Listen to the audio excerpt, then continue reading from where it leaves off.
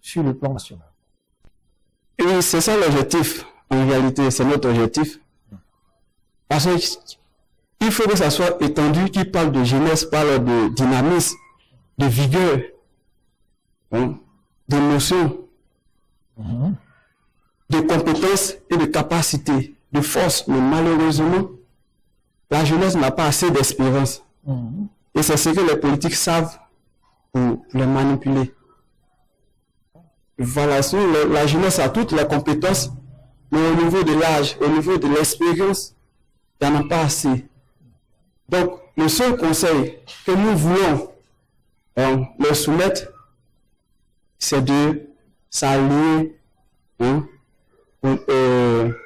sur les attitudes de paix.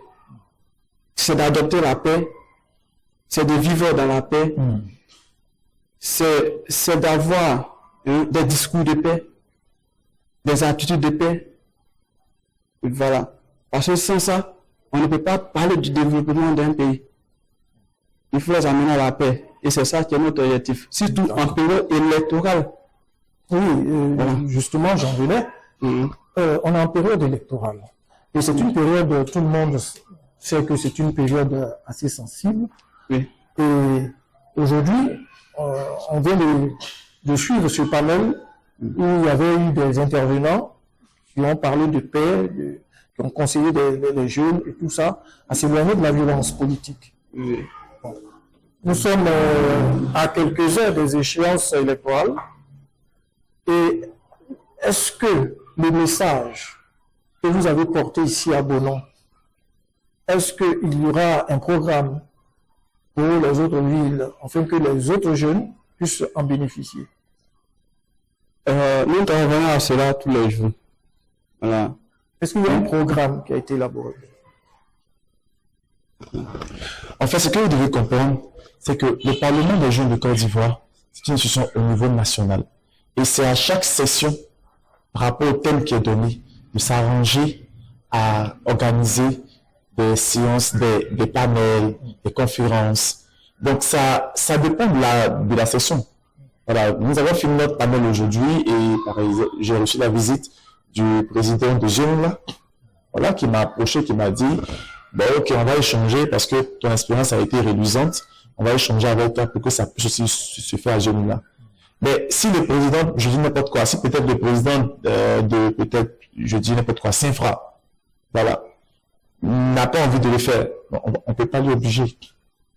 En fait, mais je le dis parce que c'est un thème assez essentiel.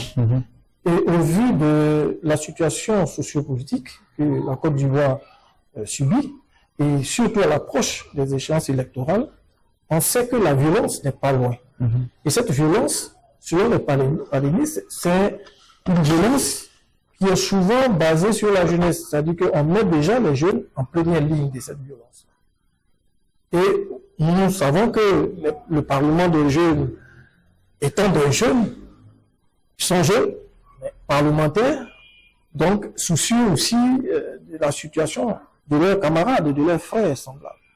Donc, est-ce que ce que nous avons entendu ce soir, est-ce que vous n'envisagez pas, par exemple, l'étendre où on n'a pas besoin, parce que l'autre peut ne pas forcément vouloir, mais ça peut intéresser les autorités de la ville, par exemple. Voilà, parce que selon ce que je sais, vous avez contacté des autorités pour que ceux-ci soient présents à ce panel-là, mais malheureusement, certainement qu'ils n'ont pas eu le temps, donc certains ne sont pas vécus. Voilà. Mais je suis convaincu qu'ils seraient intéressés par tout ce qui touche la paix. Alors, est-ce qu'il n'y a pas possibilité d'envisager ce genre de